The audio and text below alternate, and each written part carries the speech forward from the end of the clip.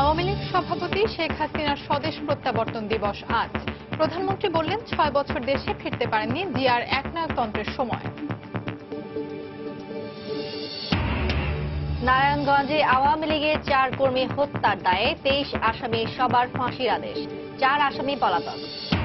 সিলেটের ফেঞ্চুগঞ্জে রেল লাইনের পাশ থেকে শাবিপ্রবির শিক্ষার্থীর লাশ উদ্ধার, শরীরে আঘাতের চিহ্ন রয়েছে জানালো পুলিশ। হাওড়া অঞ্চলে ফসলের যে ক্ষতি হয়েছে তা অন্য অঞ্চলের উৎপাদন দিয়ে পুষিয়ে নেওয়া হবে জানালেন খাদ্যমন্ত্রী। ধান চাল সংগ্রহে ২ জেলায় ৮৬ জন মিলারের সাথে চুক্তি। এবং সেন্ট মার্টিনের ১০৬টি হোটেল মোটেল ও রিসোর্টের সবগুলো ভেঙে ফেলার সিদ্ধান্ত পরিবেশ অধিদপ্তরের। জীববৈচিত্র্যের ক্ষতি করায় জরিমানাও গুনতে হবে ভবন মালিকদের।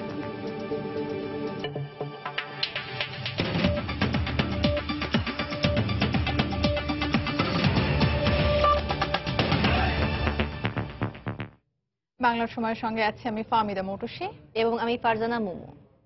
প্রধানমন্ত্রী শেখ হাসিনা বলেছেন, জিয়াউর রহমানের বাধার কারণে ৬ বছর দেশের বাইরে থাকতে হয়েছিল তাকে।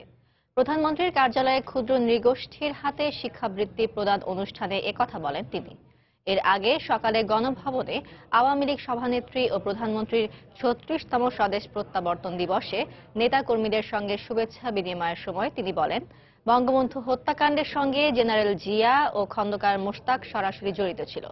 দেশবিরোধী ষড়যন্ত্র এখনো আছে উল্লেখ করে প্রধানমন্ত্রী আরও বলেন, কোন ষড়যন্ত্রের পরোয়া না করেই জাতির পিতা অসমাপ্ত স্বপ্ন পূরণে কাজ করে যাবেন তিনি।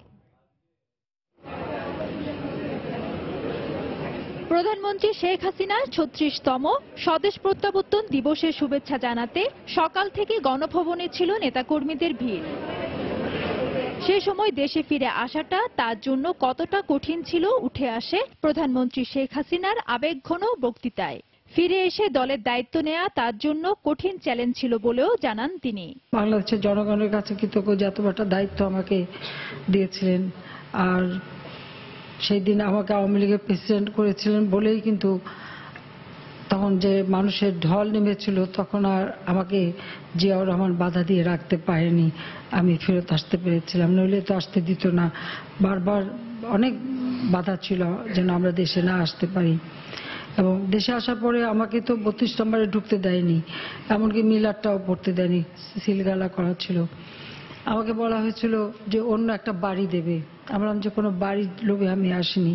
পরে প্রধানমন্ত্রীর কার্যালয়ে বিভিন্ন ক্ষুদ্র নৃগোষ্ঠীর ৩৫০ জন মেধাবী ছাত্রছাত্রীদের মাঝে শিক্ষাবৃত্তি প্রদান করেন শেখ হাসিনা। এই সময় তিনি বলেন, তৎকালীন জেনারেল জিয়ার বাধা উপেক্ষা করে ৬ বছর পর দারিদ্র্যমুক্ত বাংলাদেশ গড়ার লক্ষ্যে তিনি দেশে ফিরে এসেছেন। ৬ বছর আমরা দেশে আসতে পারিনি, আজকে এই দিনে ফিরে এসেছিলাম। ৬ বছর রিফিউজি হিসেবে বিদেশে থাকতে হয়েছিল। তখন মিলিটারি ডিক্টেটর জিয়া ক্ষমতায় ছিল, জিয়াউর রহমান আমাদের আসতে দেয়নি। কিন্তু আওয়ামী লীগ আমাকে যখন সভাপতি নির্বাচিত করে তখন আমি ফিরে আসি। আর আমার ফিরে আসার লক্ষ্য একটাই ছিল যে এই দেশের মানুষের ভাগ্য পরিবর্তন করব, দেশের মানুষকে উন্নত করব। কিন্তু সেই উন্নয়ন যদি করতে হয় তো আমাদের দেশের সকল শ্রেণীর মানুষ প্রত্যেকের উন্নয়ন করতে হবে। ২০১৮ সালে ক্ষুদ্র নৃগোষ্ঠীর শিক্ষার্থীদের হাতে তাদের নিজস্ব মাতৃভাষার লেখা বই তুলে দেওয়া হবে বলেও জানান প্রধানমন্ত্রী শেখ হাসিনা। ফেরদৌস লিপি, সময় সংবাদ, ঢাকা। দীর্ঘ নির্বাসন শেষে শেখ হাসিনার দেশে ফিরে আসা তার নিজ দল ও জাতির জন্য একটি নতুন অধ্যায়ের সৃষ্টি করেছিল বলে মনে করেন রাজনৈতিক বিশ্লেষকরা। ১৯৮১ সালের এই দিনটিতে নয়াদিল্লি থেকে কলকাতা হয়ে ঢাকা এসে পৌঁছান তিনি। সেদিন ঝড় বৃষ্টি উপেক্ষা করে লাখ লাখ মানুষ বিমানবন্দরে তাকে স্বাগত জানায়। আরো জানাচ্ছেন রোজিনা রোজি। ১৯৮১ সালের ১৭ই মে বিকেল ৪:৩০। প্রিয় মাতৃভূমির টানে অগণিত মানুষের ভালোবাসায় সিক্ত হয়ে দেশে ফিরলেন বঙ্গবন্ধু কন্যা শেখ হাসিনা। তাকে এক নজর দেখার জন্য ঝড় বৃষ্টি উপেক্ষা করে সেদিন সারা দেশ থেকে লাখো মানুষ ছুটে আসেন বিমানবন্দরে। ১৯৭৫ সালে বাবা বঙ্গবন্ধু শেখ মুজিবুর রহমান সহ পরিবারের সদস্যদের হত্যা করা হলেও বিদেশে থাকায় প্রাণে বেঁচে যান তিনি ও তার বোন শেখ রেহানা। এরপর নানা ষড়যন্ত্রের শিকার হয়ে দীর্ঘ ৬ বছর দেশে ফিরতে পারেননি তারা। বিদেশে থাকাকালেই ১৯৮১ সালের ফেব্রুয়ারি মাসে জাতীয় সম্মেলনের মাধ্যমে শেখ হাসিনাকে আওয়ামী লীগের সভাপতি নির্বাচিত করা হয়। তিনি 6 বছর পরে যখন আসলেন তখন কিচ্ছু নেই, তার পরিবারের কোনো সদস্য নেই, প্লাস তার সন্তানদেরকে বিদেশে লেখাপড়ার কারণে রেখে আসতে হয়েছে, প্লাস প্রতিটি মুহূর্তে তার জীবনের ঝুঁকি। যে অবস্থাটা জিয়াউর রহমান সৃষ্টি করেছিল সেই প্রক্রিয়ার বিরুদ্ধেই তো এই স্বতঃস্ফূর্ত উচ্ছ্বাস ছিল সেদিন তার আগমনকে কেন্দ্র করে, এবং সেই অবস্থাটা মোকাবেলা করেই তো তিনি দেশকে আজকে এখানে আনতে সক্ষম হয়েছেন। সাহসী নেতৃত্বের কারণে শেখ হাসিনা আজ বিশ্ব দরবারে একজন প্রজ্ঞাবান নেতা হিসেবে নিজেকে প্রতিষ্ঠিত করতে পেরেছেন বলে মনে করেন তার সহকর্মীরা। এগিয়ে যাওয়ার দেশ হিসেবে আপনার দৃষ্টান্ত স্থাপন করেছে প্রধানমন্ত্রী শেখ হাসিনার নেতৃত্বে। এর পিছনে তার যে নিরলস আপনার পরিশ্রম, মৃত্যুঞ্জয়ী তার যে সাহস, তাকে আজকে এই পর্যায়ে নিয়ে এসেছে। তিনি আজকে শুধু বাংলাদেশের নেত্রী নন, তিনি আজকে সারা দুনিয়ার কাছে একটি সাহসী নেত্রী হিসেবে বিবেচিত হয়েছেন। দেশের দুঃসময়ে শেখ হাসিনা ফিরে না আসলে স্বাধীনতা বিরোধীরা দেশকে অন্ধকারে ঠেলে দিত বলে মনে করেন এই রাজনৈতিক বিশ্লেষক। জিয়াউর রহমান এই লোকটি, এই মানুষটি একদিকে অর্থ আর অন্যদিকে ষড়যন্ত্র এবং ভীতি, এই দুটো এই যে অস্ত্রগুলো প্রয়োগ করে বিভিন্ন রাজনৈতিক দলের মধ্যে ভাঙন সৃষ্টি করেছে, এবং সেটার বাইরে আওয়ামী লীগও ছিল না। এবং শেখ হাসিনা যদি সেই সময়টায় ফিরে না আসতেন তাহলে তো বাংলাদেশের যে অন্ধকার, সে অন্ধকার প্রলম্বিত হতো। বলিষ্ঠ নেতৃত্বের কারণে শেখ হাসিনা তৃতীয়বারের মতো প্রধানমন্ত্রীর দায়িত্ব পালন করছেন। তিনি তার মেধা ও যোগ্যতা দিয়ে দেশের গণ্ডি পেরিয়ে আন্তর্জাতিক স্বীকৃতি অর্জনের পাশাপাশি দেশকে বিশ্ব দরবারে এক অনন্য উচ্চতায় নিয়ে গেছেন বলে মনে করেন রাজনৈতিক বিশ্লেষকরা। রোজিনা রোজি, সময় সংবাদ, ঢাকা। নারায়ণগঞ্জের ২৫০০-৪ আওয়ামী লীগ কর্মী হত্যা মামলায় ২৩ আসামির সবাইকে ফাঁসির আদেশ দিয়েছেন আদালত। তবে মামলার ৪ আসামি এখনো পলাতক রয়েছে। দুপুরে জেলার অতিরিক্ত জেলা ও দায়রা জজ আদালত ২ এর বিচারক কামরুন নাহার এ রায় দেন।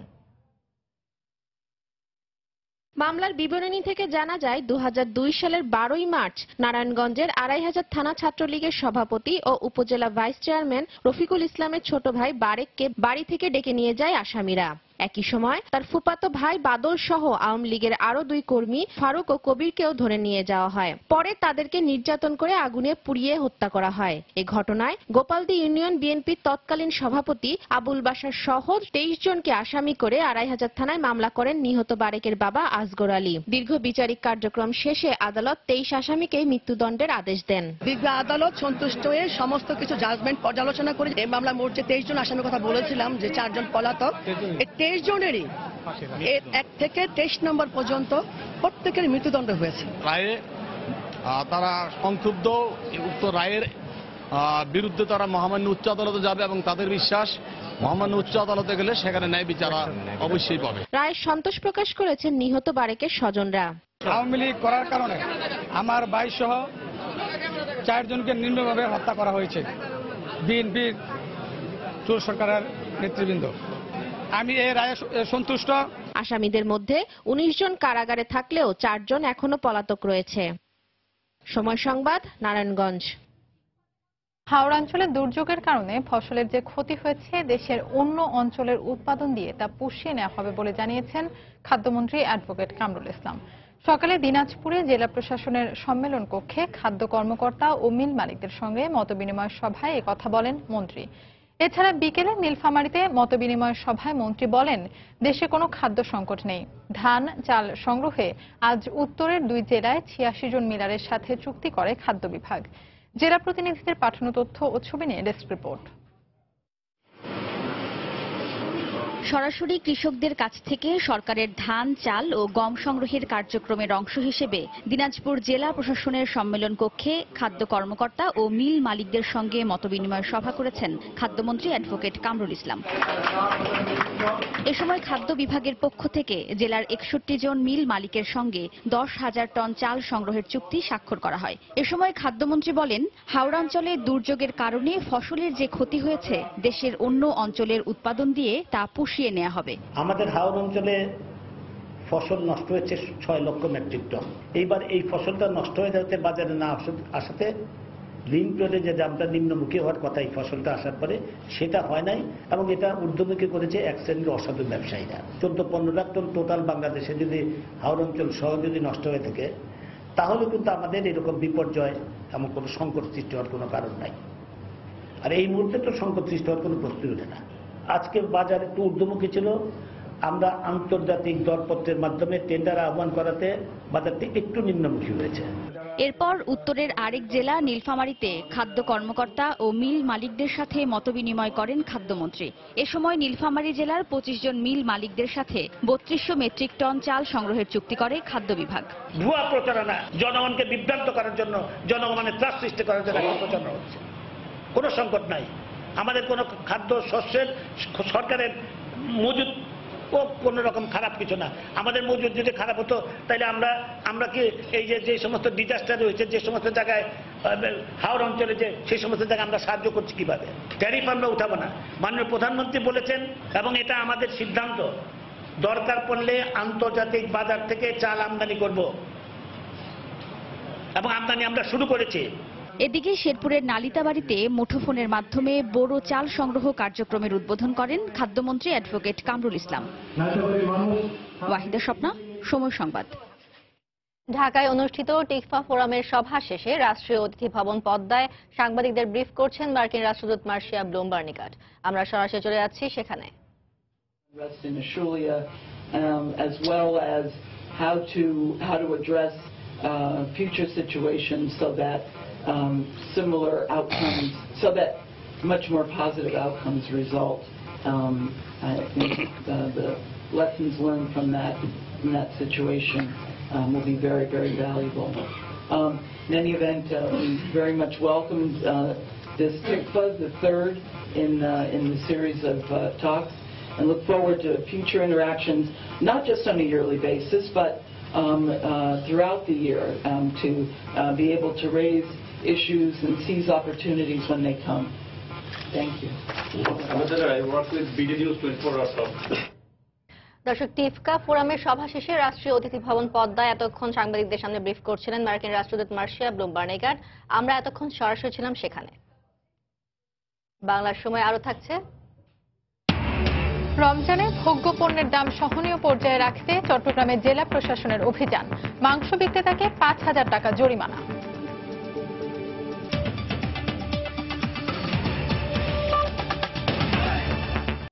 পরিবেশ ও জীববৈচিত্র্য রক্ষায় দেশের একমাত্র প্রবাল দ্বীপ সেন্ট মার্টিনের 106টি হোটেল মোটেল এবং রিসোর্ট ভেঙে ফেলতে যাচ্ছে পরিবেশ অধিদপ্তর। আর নতুন করে কোনো স্থাপনাও করতে দেয়া হবে না সেন্ট মার্টিনে। উচ্চ আদালতের নির্দেশনা অনুযায়ী সেন্ট মার্টিনের সমস্ত স্থাপনা দ্রুত সরিয়ে নিতে পরিবেশ অধিদপ্তর মালিকদের নির্দেশ দিয়েছে। সেই সাথে এতদিন পর্যন্ত পরিবেশের ক্ষতি করায় তাদের জরিমানাও গুনতে হবে। কক্সবাজার প্রতিবেদক সুজাউদ্দিন রুবেলকে সঙ্গে নিয়ে বিস্তারিত জানাচ্ছেন কমল দে।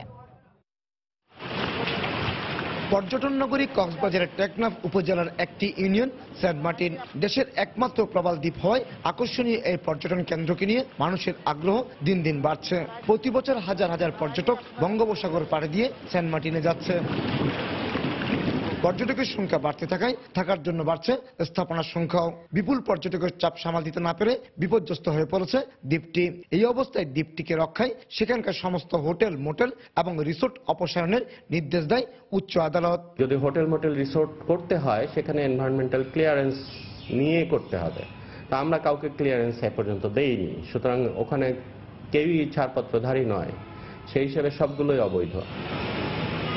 যে কোনো স্থাপনা করতে গেলে পরিবেশ অধিদপ্তরের ছাড়পত্র প্রয়োজন থাকলেও কোন রকম অনুমতি ছাড়াই সেন্ট মার্টিনে গড়ে উঠেছে 106টি হোটেল মোটেল এবং রিসোর্ট। ছাড়পত্রের জন্য আমরা দরখাস্ত করছিলাম, ছাড়পত্র আমাদের গ্রহণ করে নাই। দীর্ঘদিন ধরে আমরা কিন্তু ছাড়পত্র চাচ্ছি, কিন্তু ছাড়পত্রও দিচ্ছে না এবং নীতিমালাও চাচ্ছি, নীতিমালাও দিচ্ছে না। আমরা চাচ্ছি যে সেটা যেভাবেও একটা নীতিমালা হয়ে আমাদের একটা ছাড়পত্র দেওয়া হবে।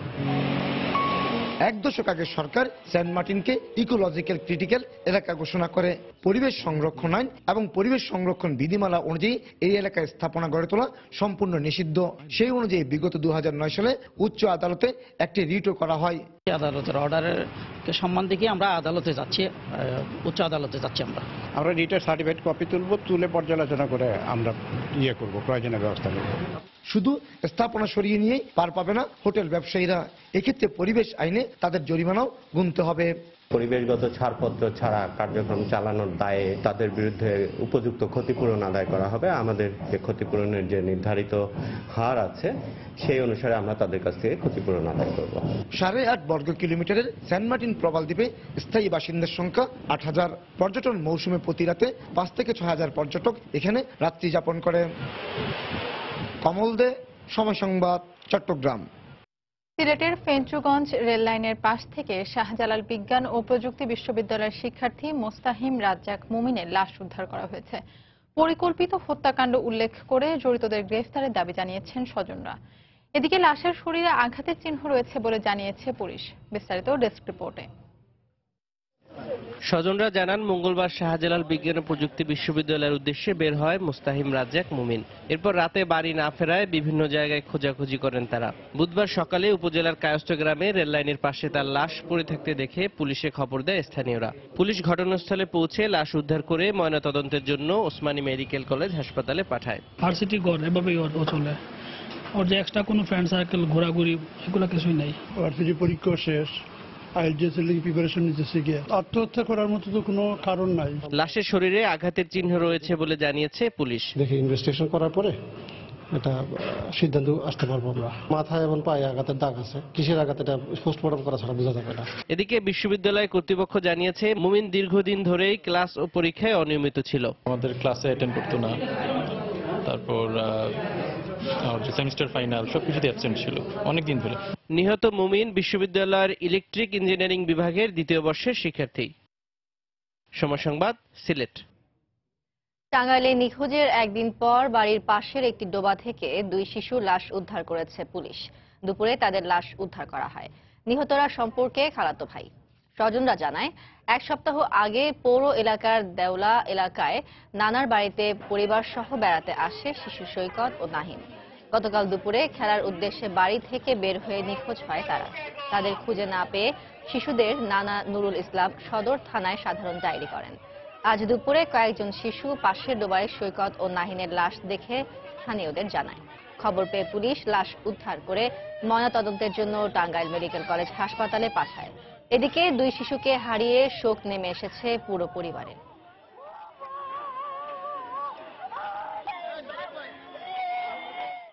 আমার সঙ্গে হলো আমি এই খুঁজতে খুঁজতে ওই দিকে খুঁজি, ওই দিক খুঁজি, ওই দিক খুঁজি, ওই দিক খুঁজি, ওই পাকার তো আমি খুঁজি না। এতটুকু বাচ্চা ইয়ে কইতে আছে, কই যে আপনি গোসল করতে না চুল দেখা করতে আছে। একটা শিশুর মানে মাথার চুল দেখা যায় পাশের যে মানে জমিতে মাটি কেটেছিল ওটা ডোবার মধ্যে।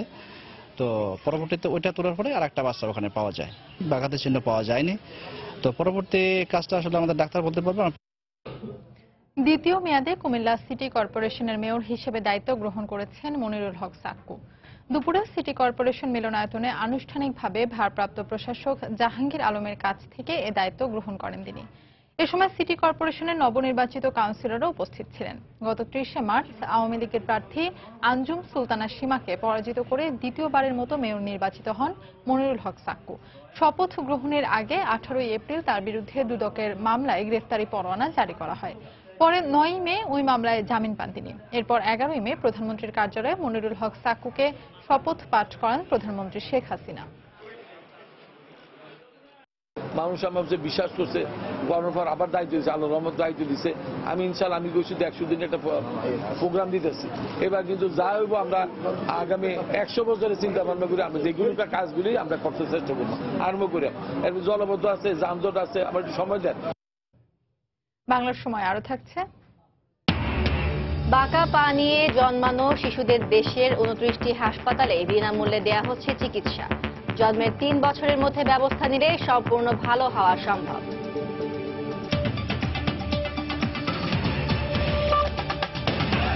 রমজানে ভোগ্য পণ্যের দাম সহনীয় পর্যায়ে রাখতে চট্টগ্রামে বাজার মনিটরিং কার্যক্রম অব্যাহত রেখেছে জেলা প্রশাসন। দুপুরে নগরীর কাজীর দেউরি বাজারে নির্বাহী ম্যাজিস্ট্রেট সৈয়দ মুরাদ আলীর নেতৃত্বে ভ্রাম্যমাণ আদালত এই মনিটরিং কার্যক্রম পরিচালনা করে। এ সময় বিভিন্ন দোকানে গিয়ে পণ্যের দাম ঠিক আছে কিনা তা যাচাই করা হয়। বাড়তি দামে মাংস বিক্রি করায় এক ব্যবসায়ীকে 5,000 টাকা জরিমানাও করেন ভ্রাম্যমাণ আদালত। পাইকারি ও খুচরা বাজারে দামের পার্থক্য বেশি হলে জড়িতদের বিরুদ্ধে ব্যবস্থা নেওয়া হবে বলে জানান নির্বাহী ম্যাজিস্ট্রেট। সর্বশেষবার মতো বলেছি যে প্রত্যেক দোকানে মূল্য তালিকা রাখার জন্য যদি কেউ যথাযথভাবে শুধু রাখলেই হবে না, একদম দৃশ্যমান স্থানে স্পষ্টভাবে লিখে রাখতে হবে। যদি সেটা না রাখে পরবর্তী থেকে তাদের সবার বিরুদ্ধে ব্যবস্থা নেওয়া হবে। দেশে খাদ্য চাহিদা মেটানোর পাশাপাশি শিল্পের কাঁচামাল জোগাতে গুরুত্বপূর্ণ ভূমিকা পালন করছে কৃষি খাত। তবে ফসল উৎপাদনে একদিকে জলবায়ু পরিবর্তনের নেতিবাচক প্রভাব আর অন্যদিকে বাড়ছে নানা রোগের প্রকোপ। এসব মোকাবিলায় জাত উন্নয়ন ও উদ্ভাবন সহ কৃষি গবেষণায় বরাদ্দ বাড়ানোর দাবি কৃষিবিদ ও অর্থনীতিবিদদের। ফসলের নিরাপত্তায় শস্য বীমা চালু করতে প্রয়োজনে বিশেষ সুবিধা দেওয়ার কথা বলছেন তারা। এজন্য বাজেটে বরাদ্দ বাড়ানোর পক্ষে মত তাদের। বিস্তারিত শুভ খানের রিপোর্টে। বদলে যাচ্ছে প্রকৃতি, পাল্টে যাচ্ছে জলবায়ুর ধরন। এসবের নেতিবাচক প্রভাব পড়েছে ফসল উৎপাদনেও। সম্প্রতি অতিবৃষ্টি ও পাহাড়ি ঢলে দেখা দেওয়া বন্যায় সুনামগঞ্জে নষ্ট হয়েছে 1,67,000 হেক্টর জমির ফসল। ক্ষতিগ্রস্ত হয়েছে অন্তত 2.5 লাখ কৃষক। গমের পর দেশের বিভিন্ন স্থানে প্রধান খাদ্যশস্য ধানেও দেখা দিয়েছে ব্লাস্ট রোগ। প্রকৃতির রূপ পরিবর্তনের সাথে সাথে কৃষিতে যোগ হচ্ছে নানা চ্যালেঞ্জ। এসব বিষয় মাথায় রেখে দেশের প্রতিটি বাজেটে গুরুত্ব দেওয়া হয়েছে কৃষি খাতকে। গত 5 অর্থ বছরে এ খাতে বরাদ্দ দেওয়া হয়েছে 65,831 কোটি টাকা। তবে বরাদ্দ করা এই অর্থের সিংহভাগ ব্যয় হয়েছে সার, তেল ও বীজের ভর্তুকিতে। উপেক্ষিত থেকে গেছে শস্য বীমা চালুর মতো প্রকল্প।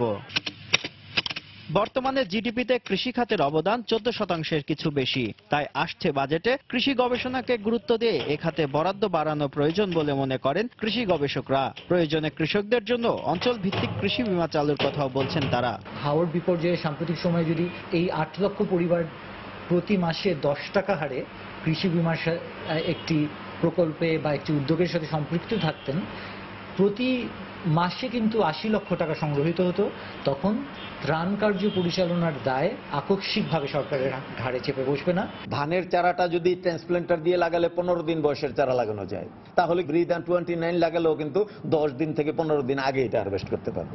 পৃথিবীর অনেক দেশের সাথে কম্পেয়ার করলে বাংলাদেশে গবেষণায় বরাদ্দ অনেক কম। প্রাকৃতিক দুর্যোগ মোকাবেলায় ফসল সংরক্ষণ সহ কৃষি অবকাঠামো তৈরিতে বিনিয়োগ বাড়ানোর পরামর্শ অর্থনীতিবিদদের। ক্লাইমেট চেঞ্জগুলো যে কারণেই হোক না কেন, আমাদের যে sense of risk and uncertainty এটা কিন্তু বেড়ে গেল। কাজে আমাদেরকে এখন সম্ভবত সেইভাবে গিয়ার আপ করতে হবে যে আমাদের আপৎকালীন ফান্ড, আমাদের খাদ্যশস্য যেটা আমরা রিজার্ভে রাখি, এটার পরিমাণ, এগুলো আমার মনে হয় আরো বৃদ্ধি করতে হবে।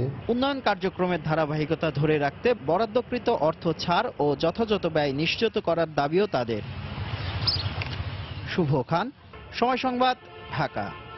ঝিনাইদহ সদরের চুয়াডাঙ্গা গ্রামে জঙ্গি আস্তানায় অভিযান শেষ করেছে র্যাব। সকালে দ্বিতীয় দিনের মতো অভিযান শুরুর 2.5 ঘন্টা পর অভিযানের সমাপ্তির ঘোষণা দেওয়া হয়। এর আগে র্যাবের বোম ডিসপোজাল ইউনিট বাড়ি দুটির ভেতরে প্রবেশ করেন। এ সময় কিছু স্থানে মাটি খুঁড়ে তল্লাশি চালান তারা। উল্লেখযোগ্য আর কিছু না পাওয়ায় অভিযানের সমাপ্তি টানা হয়।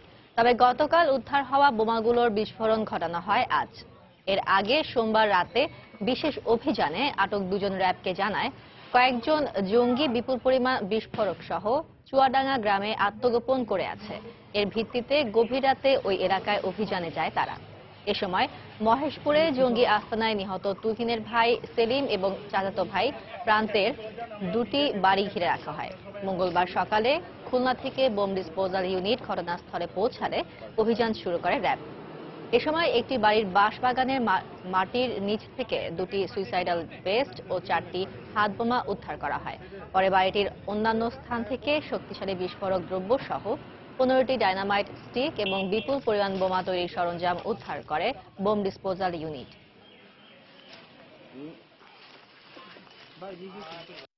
প্রান্ত এবং সেলিম দুজনে কিন্তু ব্লাড রিলেটেড, তারা কিন্তু চাচাতো ভাই। তার মানে হচ্ছে যে তুহিন মারা গিয়েছে, তার সঙ্গে সরাসরি বিভিন্ন সময় এদের সম্পৃক্ততা ছিল। তারা মোটামুটি এই এক্সপ্লোসিভ ম্যাটেরিয়াল হ্যান্ডেল করার মতন কিছুটা সাহস এবং পারদর্শী। এই যে বেল্ট যেগুলি আছে এবং অন্যান্য বিস্ফোরক যেগুলি উদ্ধার করা হয়েছে এবং আইডি উদ্ধার করা হয়েছে, সেগুলি ডেফিনেটলি অন্য কোনো নাশকতার কাজে তারা ব্যবহার করত বলে আমরা যতদূর জানি। আশুলিয়ায় অভিযান চালিয়ে 6,000 অবৈধ আবাসিক গ্যাস সংযোগ বিচ্ছিন্ন করেছে তিতাস গ্যাস কর্তৃপক্ষ। সকালে ফুলের টেক এলাকায় তিতাস গ্যাসের আঞ্চলিক ব্যবস্থাপক সিদ্দিকুর রহমানের নেতৃত্বে অভিযান চালানো হয়। এ সময় ৬,০০০ অবৈধ আবাসিক গ্যাস সংযোগ বিচ্ছিন্ন করা হয়। পাশাপাশি ৭,০০০ ফুট পাইপ, বিপুল পরিমাণ রাইজার ও চুলা সহ নানা উপকরণ জব্দ করা হয়। গত এক বছরে সাভারে অভিযান চালিয়ে ১,৪০,০০০ অবৈধ গ্যাস সংযোগ বিচ্ছিন্ন করা হয়েছে বলে জানিয়েছে তিতাস গ্যাস কর্তৃপক্ষ।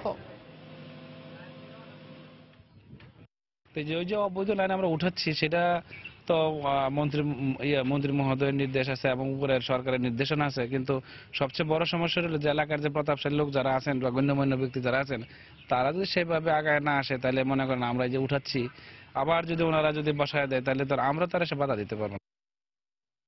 সন্ত্রাস ও জঙ্গিবাদ এদেশে পর্যটন শিল্পের বিকাশে বড় বাধা বলে মন্তব্য করেছেন বেসামরিক বিমান পরিবহন ও পর্যটন সংক্রান্ত স্থায়ী কমিটির সভাপতি ফারুক খান।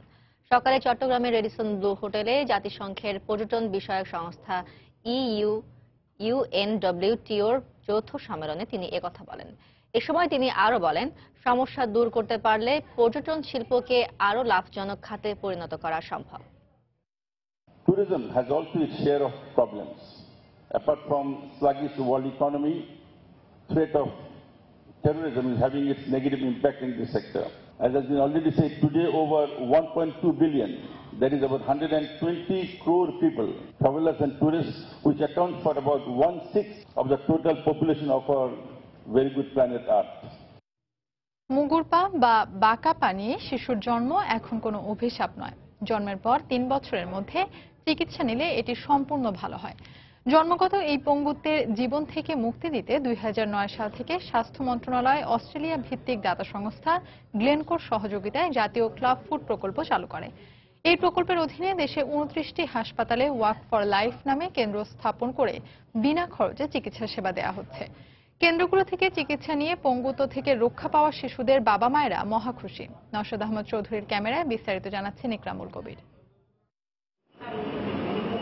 অভাবী জনপদ সুনামগঞ্জের দুয়ারা বাজারের নুরুল হকের ৮ ছেলে মেয়ের মধ্যে এক ছেলে জন্ম নেয় বাঁকা পা নিয়ে। অভাব অনটনের পাশাপাশি পর্যাপ্ত সুযোগ সুবিধা না থাকায় ৮ বছরের শিশুর বাঁকা পা সোজা করা সম্ভব হয়নি। শেষমেশ শরণাপন্ন হন ওসমানী মেডিকেল কলেজ হাসপাতালের ওয়াক ফর লাইফ কেন্দ্রে।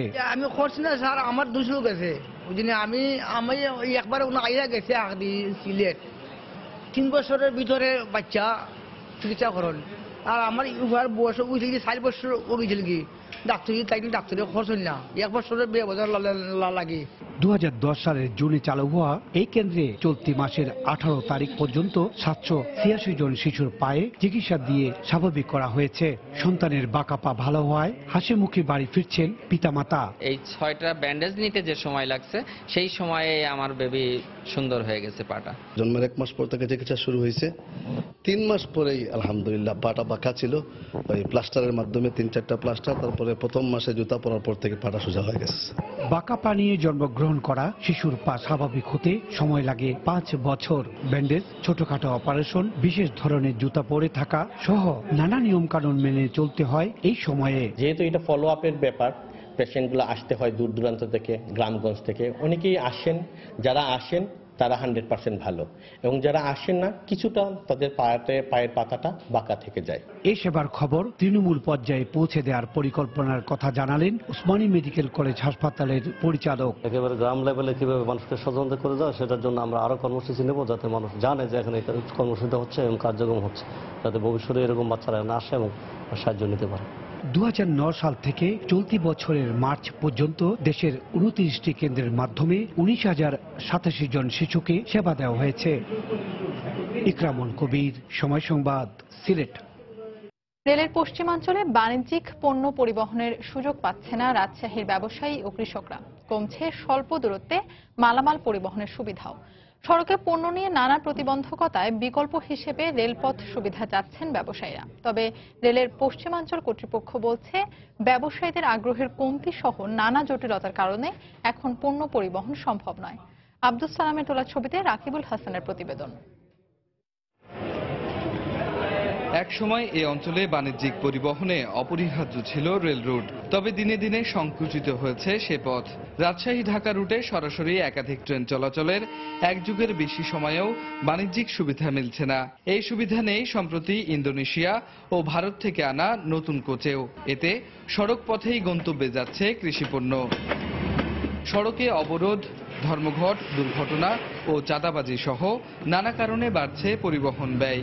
পরিবহন সংগঠনগুলোর হিসাবে কেবল রাজশাহী থেকে সড়কপথে প্রতিদিন 600 ট্রাক তাজা মাছ, সবজি ও অন্যান্য বাণিজ্যিক পণ্য যাচ্ছে ঢাকা ও চট্টগ্রামে। এতে পরিবহন খরচ ছাড়িয়েছে কোটি টাকা। ব্যবসায়ীদের দাবি, রেল সুবিধা পেলে অর্ধেকে নেমে আসবে এ খরচ। হরতাল হলে তো কাঁচামাল যাইতে পারে না, যদি সুবিধা হয় তাহলে ট্রেনে পাঠাতাম। ঠান্ডা ঠান্ডালে গাড়ির ভাড়া একটু মালের পরে উঠে। রেল কমিউনিকেশন যদি আরো উন্নত হয় তাহলে পণ্য পরিবহনে আমাদের অনেক সাশ্রয় হবে এবং আমাদের পণ্যের গুণগত মানও ঠিক থাকবে। তবে পশ্চিমাঞ্চল রেলের শীর্ষ কর্মকর্তা বলছেন, ব্যবসায়ীরা মুখে বললেও তাদের আগ্রহ কম। আর ব্যবসায়ী নেতাদের দাবি, সুবিধা পেলে রেলকে পণ্য যোগান দিতে সক্ষম তারা। যখন 93 দিন হরতাল ছিল তখন আমরা ট্রাই করে দেখেছি, আমরা স্পেশাল লাগেজ ভ্যান আমরা ঢাকার সাথে রাজশাহী এবং খুলনার সাথে বিভিন্ন বেল্টের সাথে আমরা ট্রাই করে দেখেছি, খুব লাভজনক হয় না। রেলকে আমি অনুরোধ করবো যে ওনারা যদি রেল ব্যবস্থা যোগাযোগ ঢাকা এবং চিটাগাং পর্যন্ত আমাদের কানেক্টেড করে দেয়, রেলের যে ডিমান্ড আছে পণ্য বহন করার যে ডিমান্ড লাগবে আমরা তাদের সাথে যোগাযোগ করব, সে পণ্য অবশ্যই রাজশাহী থেকে যাবে। নতুন ট্রেনে কারিগরি সমস্যা ও বঙ্গবন্ধু সেতু দিয়ে পণ্যবাহী ট্রেন পরিবহনে সমস্যা থাকায় অতিরিক্ত কিছু এখনই সম্ভব নয় বলে জানালেন রেলের এই কর্মকর্তা। যখন বঙ্গবন্ধু সেতু পৃথক একটা রেলওয়ে ব্রিজ হবে তখন লাগেজ ভ্যান যে যত নিতে পারবে, কোনো সমস্যা হবে না। রেলের পশ্চিমাঞ্চলের দেয়া তথ্য মতে রাজশাহী থেকে চলাচলকারী 3টি লোকাল ও মেইল ট্রেনের একটি লাগেজ ভ্যান রয়েছে। এতে পরিবহন সময় বেশি লাগায় কিছু ওষুধ ও বোর্ডের পরীক্ষার খাতা ছাড়া বাণিজ্যিক পণ্য পরিবহন হচ্ছে না। রাকিবুল হাসান, সময় সংবাদ, রাজশাহী। গাইবান্ধায় চাল সংগ্রহ অভিযান শুরু করেছে খাদ্য বিভাগ। বিকেলে সদরের খাদ্য গোডাউনে চাল সংগ্রহ অভিযানের উদ্বোধন করেন উপজেলা নির্বাহী কর্মকর্তা আলিয়া ফেরদৌস জাহান। এ সময় উপজেলা খাদ্য নিয়ন্ত্রক স্বপন কুমার দে, সদর খাদ্য গোডাউনের ভারপ্রাপ্ত কর্মকর্তা মামুন আর রশিদ উপস্থিত ছিলেন। জেলায় এবার 20,782 মেট্রিক টন সিদ্ধ চাল ও 2,941 মেট্রিক টন আতপ চাল সংগ্রহের লক্ষ্যমাত্রা নির্ধারণ করা হয়েছে। এছাড়া 92টি মিলের সাথে চাল সংগ্রহের চুক্তি সম্পন্ন করেছে জেলা খাদ্য বিভাগ। পূর্বশত্রুতার জের ধরে গাইবান্ধায় কীটনাশক ছিটিয়ে একটি পুকুরের প্রায় 30 মণ মাছ মেরে ফেলার অভিযোগ উঠেছে। ক্ষতিগ্রস্ত চাষী মির্জা মাসুদ জানান, সদর উপজেলার মামরোজপুর এলাকায় 2.5 বিঘা জমিতে বিভিন্ন প্রজাতির মাছ চাষ করেন তিনি। আজ সকালে পুকুরে মরা মাছ ভেসে উঠতে দেখেন তিনি। তার অভিযোগ, পূর্বশত্রুতার জের ধরে প্রতিপক্ষের লোকজন পুকুরে কীটনাশক ছিটিয়ে মাছগুলো মেরে ফেলেছে। প্রায় 30 মণ মাছ মরে গেছে বলেও জানান তিনি।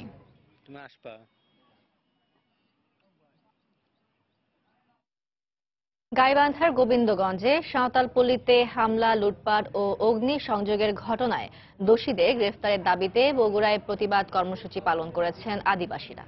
দুপুরে বগুড়া শহরে সাহেবগঞ্জ বাগদা ফার্ম ভূমি উদ্ধার সংগ্রাম কমিটির উদ্যোগে তীর ধনুক নিয়ে বিক্ষোভ মিছিলে অংশ নেন আদিবাসীরা।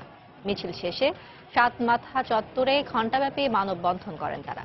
এ সময় বক্তারা পৈতৃক জমি ফেরত সহ আদিবাসীদের ওপর হামলাকারীদের গ্রেফতারের দাবি জানান। পরে আদিবাসী নেতারা পিবিআই অফিসে একটি স্মারকলিপি জমা দেন। গত বছরের 6 নভেম্বর গোবিন্দগঞ্জে আখ কাটাকে কেন্দ্র করে রংপুর চিনি কলের শ্রমিক ও পুলিশের সাথে সাঁওতালের সংঘর্ষ হয়। এতে 2 সাঁওতাল নিহত হন।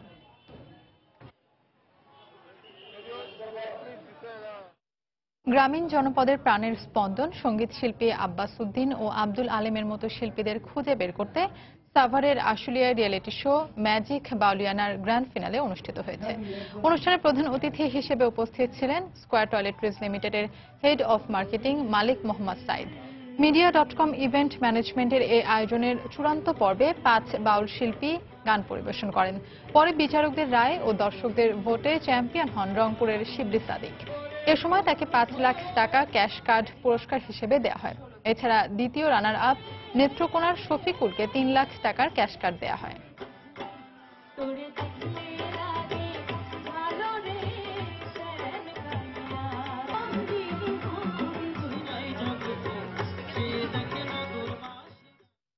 বাংলার সময়ের শীর্ষ সংবাদগুলো জানিয়ে দিচ্ছি আরেকবার।